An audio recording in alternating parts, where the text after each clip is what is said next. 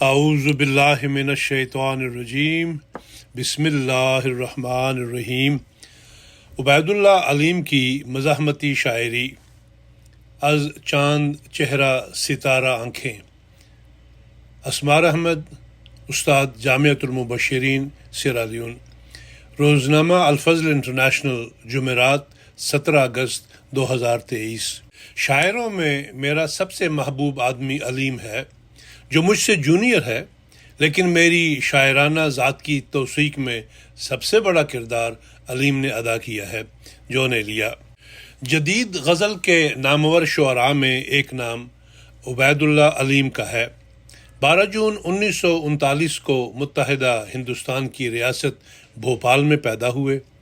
ایام طفولیت سے ہی انہیں عمدہ شعر یاد کرنے اور پڑھنے سے لگاؤ تھا۔ 1992 میں والدین کے ہمراہ پاکستان آ گئے۔ 1959 میں باقاعدہ شعر کہنے شروع کیے۔ 1969 میں جامعہ کراچی یعنی یونیورسٹی آف کراچی سے MA اردو کا امتحان پاس کیا اور ریڈیو پاکستان سے اپنی عملی زندگی کا آغاز کیا۔ پھر کچھ عرصہ ٹی وی میں پروڈیوسر کے طور پر کام کیا، لیکن بعض وجوہات کی بنا پر 1978 میں انہوں نے ملازمت کو خیر آباد کہہ دیا۔ ان کی شاعری کا اول مجموعہ چاند چہرہ ستارہ آنکھیں جنوری 1974 میں منظر عام پر آیا، جس نے اردو ادب کا مستند آدم جی ایوارڈ اپنے نام کیا۔ یاد رہے، یہ ایوارڈز ایک وقت میں ایشیا کے بڑے ادبی ایوارڈز میں شمار کیا جاتا تھا۔ اس کے علاوہ ان کے شعری فنی پاروں میں ویران سرائے کا دیا جولائی 1986 اور نگار صبح کی امید میں مارچ 2000 شامل ہیں۔ ان تینوں مجموعہ کلام پر مشتمل ان کے کلیات یہ زندگی ہے ہماری کے نام سے یکجا صورت میں شائع ہو چکے ہیں۔ 18 مئی 1998 کو کراچی میں عبید اللہ علیم کا انتقال ہوا اور اسٹیل مل کے نزدیک رزاق آباد میں باغ احمد احمدیہ قبرستان میں آسودہ خاک ہوئے۔ ان کی شاعری پر بات کرنے سے قبل یہ جاننا ضروری ہے کہ مزاحمت سے کیا مراد ہے۔ مزاحمت کے لغوی معنوں پر نظر ڈالیں تو کسی قدر اشتراک کے ساتھ مختلف لغات میں مزاحمت کے معانی درج ہیں۔ مثلا علمی اردو لغت جامع میں مزاحمت کے معنی روک، ممانعت اور تعرض۔ فرہنگ عامرہ میں کسی پر تنگی کرنا۔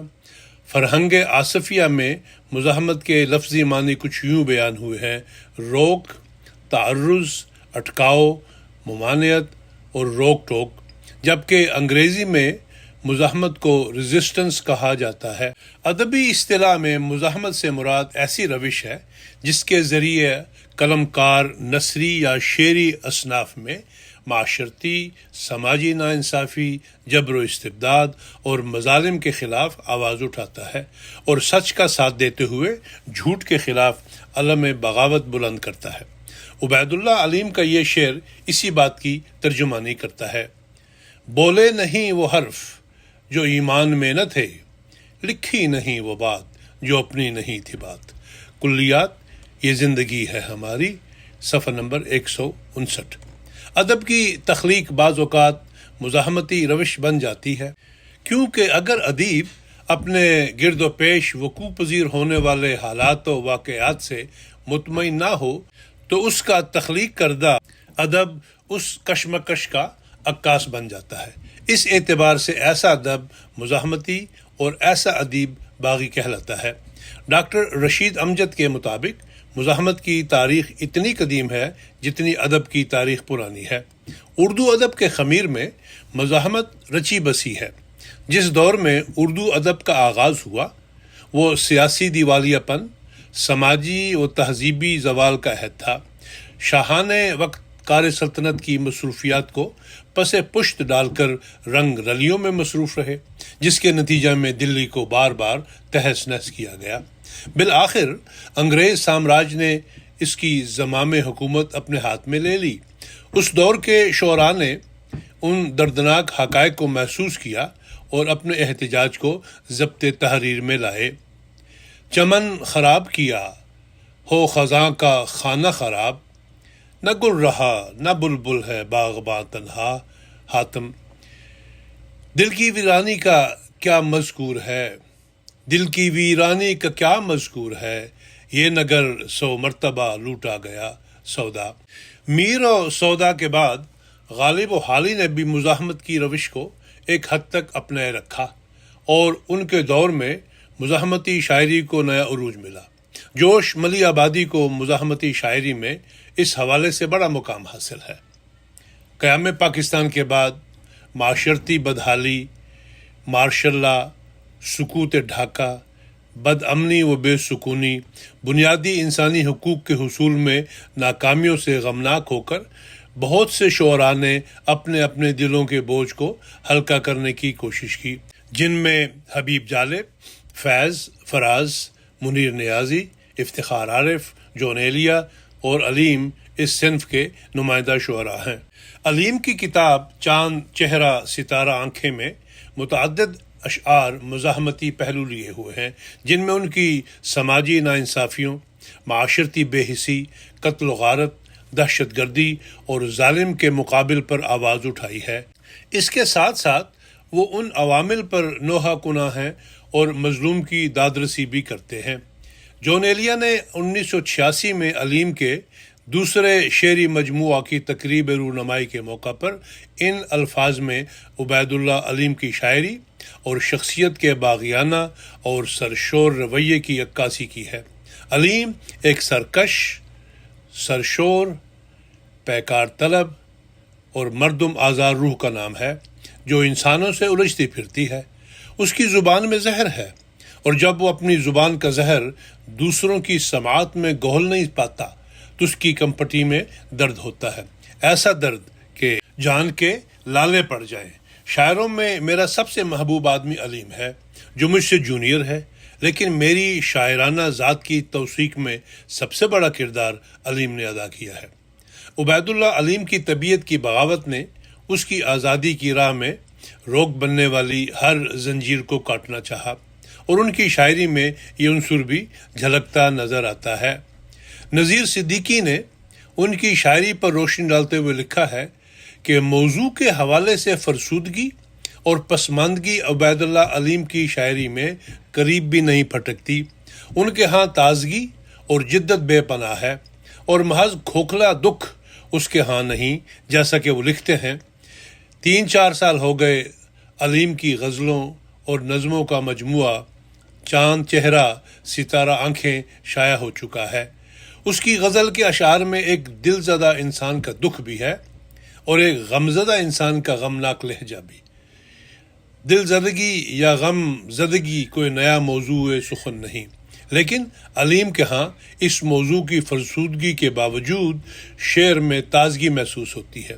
بڑی بات یہ ہے کہ تازگی ہے، لیکن تازہ کاری کی کاوش نہیں ہے۔ ایسا لگتا ہے کہ وہ دل کی آگ کو لفظوں میں اور لہو کی حدت کو روشنائی میں منتقل کرنے کی صلاحیت قدرت سے لے کر آئے ہیں۔ عبید اللہ علیم کی شاعری میں دل کی آواز گونجتی ہے۔ ان کے دل میں جو ظلم کے خلاف آتش انتقام بھڑکی، اس نے اشعار کا رنگ اختیار کر لیا۔ بقول علیم، ہر ایک لحظہ یہی آرزو یہی حسرت، جو آگ دل میں ہے وہ شعر میں بھی ڈھل جائے۔ کلیات، صفحہ نمبر 25۔ علیم کی مزاحمتی شاعری فرد کی محرومیوں، معاشرتی اور سماجی مظالم پر نوحہ کناں نظر آتی ہے۔ کل ماتم بے قیمت ہوگا، آج ان کی توقیر کرو، دیکھو خون جگر سے کیا کیا لکھتے ہیں افسانے لوگ۔ کلیات، صفحہ نمبر 115۔ جو دیکھو تو کہاں ماتم نہیں ہے، جو دیکھو تو کہاں ماتم نہیں ہے، مگر دنیا کی رونق کم نہیں ہے۔ کلیات، صفحہ نمبر 103۔ علیم کی شاعری بلا شبہ حقیقت پر مبنی واردات کہلانے کی مستحق ہے، اور ان حقائق کی تلخی ان کے اشعار کے حرف حرف سے عیاں ہوتی ہے۔ مندرجہ ذیل غزل میں وطن عزیز میں پیش آمدہ حالات پر دکھ اور افسوس کے جذبات کے اظہار کا خوبصورت نمونہ موجود ہے۔ میں یہ کس کے نام لکھوں، جو علم گزر رہے ہیں، میرے شہر جل رہے ہیں، میرے لوگ مر رہے ہیں۔ کوئی غنچہ ہو کہ گل ہو، کوئی شاخ ہو شجر ہو، وہ ہوائے گلستاں ہے کہ سبھی بکھر رہے ہیں۔ کبھی رحمتیں تھی نازل اسی خطۂ زمیں پر، وہی خطۂ زمیں ہے کہ عذاب اتر رہے ہیں۔ کوئی اور تو نہیں ہے پس خنجر آزمائی، ہم ہی قتل ہو رہے ہیں، ہم ہی قتل کر رہے ہیں۔ کلیات صفحہ نمبر 79۔ یہ اشعار مزاحمتی شاعری کے بانگ پن کا نقطہ عروج کہلانے کے مستحق ہیں، جو شہروں کی بربادی، قتل و غارت، بے سکونی، مظالم اور اندرونی سازشوں کے خلاف انتہائی عمدہ فن پارہ ہے۔ مذکورہ بالا غزل میں حقیقت پر مبنی واردات کا بیان ہے اور ہمارے ارد گرد ہونے والی کارروائیوں پر خوبصورت انداز میں مزاحمت کا اظہار کیا گیا ہے۔ علیم کے ہم عصر، ان کے دوست اور ان کے ساتھ ریڈیو اور ٹی وی میں کام کرنے والے افتخار عارف نے علیم کی شاعری کے حوالے سے 1 گھنٹے سے زائد جاری رہنے والے انٹرویو میں بہت سے پہلوؤں کو اجاگر کیا۔ اس میں سے کچھ حصہ پیش ہے۔ اپنی بات پر اصرار اور تکرار اس کا شیوا تھی۔ علیم دل کی طاقت سے شعر لکھتا تھا۔ اس کا ہر مصرع اس کے احساسات اور جذبات کی ترجمانی کرتا تھا۔ اپنے مسائل پر، حالات کی تلخیوں پر شعر اس نے لکھے، مگر غزل کے پیرائے میں لکھے۔ غزل علیم کا دل تھی۔ اے شہ سوار حسن، یہ دل ہے یہ میرا دل، یہ تیری سرزمی ہے قدم ناز سے اٹھا، میں پوچھ لوں کہ کیا ہے میرا جبر و اختیار، یا رب یہ مسئلہ کبھی آغاز سے اٹھا۔ کلیات صفحہ نمبر 71۔ میں نے جب کربلا کا موضوع لکھنا شروع کیا، علیم کا ایک شعر یاد آیا کہ اس قافلے نے دیکھ لیا کربلا کا دن، اب رہ گیا ہے شام کا بازار دیکھنا، 2-4 کے سوا یہاں لکھتا غزل ہے کون، یہ کون ہے یہ کس کے طرفدار دیکھنا۔ کلیات صفحہ نمبر 115۔ علیم کی بے شمار غزلوں کا پہلا سامع ہونے کا مجھے موقع میسر آتا تھا۔ میں اول وقت دفتر آ جاتا تھا۔ علیم نے اگر صرف مطلب ہی کہا ہوتا تو اس کی خواہش ہوتی کہ وہ احباب تک پہنچائے۔ شعر علیم کی زندگی تھی۔ ہمہ وقت کا کام سچے جذبے سرشاری کے ساتھ نظم کہتا تھا۔ اب میں جب آپ سے باتیں کر رہا ہوں، بار بار مجھے 2-3 نظمیں سنائی دے رہی ہیں۔ میرے خدایا، میں زندگی کے عذاب لکھوں کہ خواب لکھوں، یہ میرا چہرہ یہ میری آنکھیں، بجھے ہوئے سے چراغ جیسے جو پھر سے جلنے کے منتظر ہے، وہ چاند چہرہ ستارہ آنکھیں، وہ مہرباں سایہ دار زلفیں۔ کلیات صفحہ نمبر 31۔ یہ لفظ سقراط، لفظ عیسیٰ، میں ان کا خالق یہ میرے خالق۔ کلیات صفحہ نمبر 182۔ اور غزلوں کا ایک سلسلہ ہے کہ اس جیسی بے مثال غزلیں ایک تسلسل کے ساتھ بہت کم لکھی گئی ہیں۔ علیم کی شاعری میں ظالم کے خلاف آواز بھی اٹھائی گئی۔ اپنی ایک نظم میں دکھے ہوئے دلوں کو سلام پیش کرتے ہوئے کہتے ہیں، دکھے ہوئے دل ہیں میرا مذہب میرا عقیدہ، دکھے ہوئے دل میرا حرم ہے، میرے کلیسا میرے شوالے، دکھے ہوئے دل چراغ میرے گلاب میرے، دکھے ہوئے دل کی روشنی بھی ہیں اور خوشبو بھی زندگی کی، دکھے ہوئے دل کہ زندگی کا عظیم سچ ہے، دکھے ہوئے دل جہاں کہیں ہے، دکھے ہوئے دل میرا ہی دل ہے، دکھے دلوں کو سلام میرا۔ کلیات صفحہ نمبر 57۔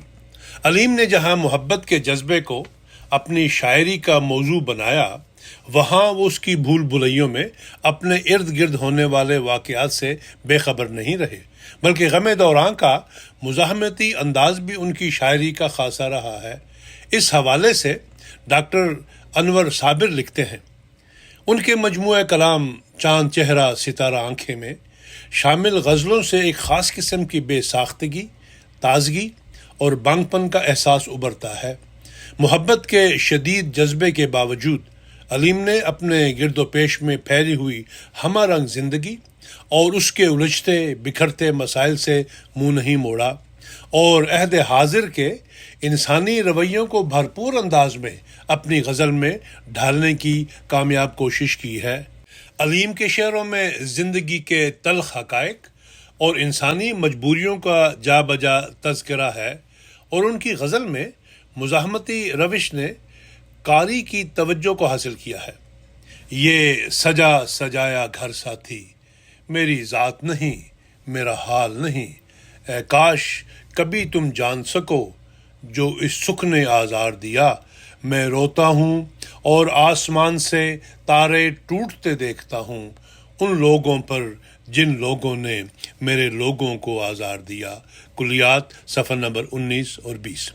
علیم نے محض شاعری نہیں کی، بلکہ وہ ایک باشعور انسان ہونے کے ساتھ ساتھ اپنے ماضی، حال اور مستقبل کے حالات و واقعات کا ادراک رکھنے والے ایک درد مند دل کے حامل شاعر ہیں، جو لوگوں پر دکھ اور سکھ کی حقیقت آشکار کرتا ہے۔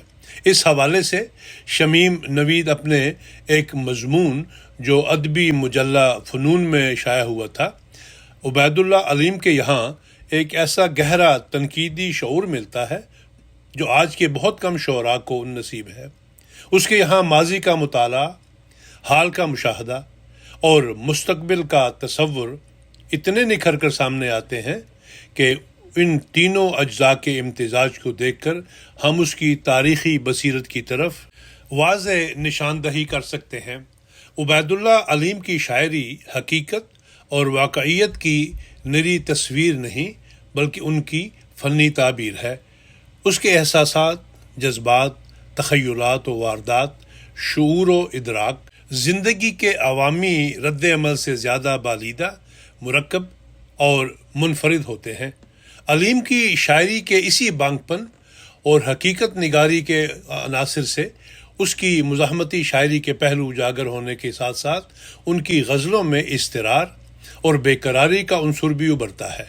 ڈاکٹر وقار رضوی نے علیم کی شاعری کا تجزیہ کچھ یوں کیا ہے: ان کی غزلوں میں جدید عہد کی زندگی کا فشار و اضطرار اور احساس محرومی ہے۔ انسان کی عصری تنہائی، ذات کا ادراک، روایتی اقدار سے بغاوت محبت، بے اطمینانی، وقت کی ہلاکت آفرینیاں اور تباہ کاریاں، حقائق و عقائد کی کشمکش، یہ وہ موضوعات ہیں جو ان کی غزلوں میں ملتے ہیں۔ اس طرح کی غزل میں ماحول کی شعوری عکاسی ہے۔ وہ جذبات جو 20ویں صدی میں رہنے والے انسان کے سینے میں ابھر سکتے ہیں، وہ ان کا موضوع سخن ہے۔ عبید اللہ علیم کی شاعری میں رنج کی واردات کا ایک خاص انداز ہے، جس میں مزاحمت مضمر ہے، کیونکہ معاشرتی مظالم، ناانصافیوں اور جبر و استبداد نے ان کے دل کو دکھایا تھا، اور ان کے ہاں داخلیت کی آگ پر اپنے زوروں پر لگی ہوئی ہے۔ وہ دکھ اور رنج کی گہرائی کو مزاحمتی انداز سے بیان کرنے کے فن میں مہارت رکھتے ہیں۔ جیسا کہ ڈاکٹر وقار رضوی مزید بیان کرتے ہیں، ہر غزل کا اپنا ایک لہجہ ہوتا ہے۔ علیم کی غزل کا بھی ایک لہجہ ہوتا ہے۔ یہ لہجہ عبارت ہے جذبہ و خیال کی آمیزش سے۔ موجودہ دور میں شخصی انانیت بہت مجروح ہوئی ہے۔ علیم کا دل بھی مجروح ہے۔ دنیا نے ان کے دل کو دکھایا ہے۔ اس دکھے ہوئے دل کی صدا ان کی غزلوں میں ہے، اور لہجہ دردناک ہے، جس میں لہو کی آگ، بے ساختگی تجربے کی واقعیت اور اظہار کی سچائی شامل ہے۔ غرض ہے کہ علیم کی کثیر الجہات شاعری عمدہ مزاحمت بھی اپنے اندر سموئے ہوئے ہے۔ علیم نے سماجی، معاشرتی ناانصافیوں اور مظالم کے خلاف ایک مؤثر آواز اٹھائی، اور روایات کی فرسودگی اور کھوکھلے نظام کی ظاہری چکا چوند کی اندرونی تاریکیوں اور عمومی بدحالی کے خلاف علم بغاوت بلند کیا، جو ان کی سرشت کا خاصہ تھا۔ اور عبید اللہ علیم کے ادراک اور شعور کی لہریں دنیا کے پردے سے ٹکرا کر سارے عالم کو اپنے ہونے کا احساس دلانے کی کوشش کرتی دکھائی دیتی ہیں۔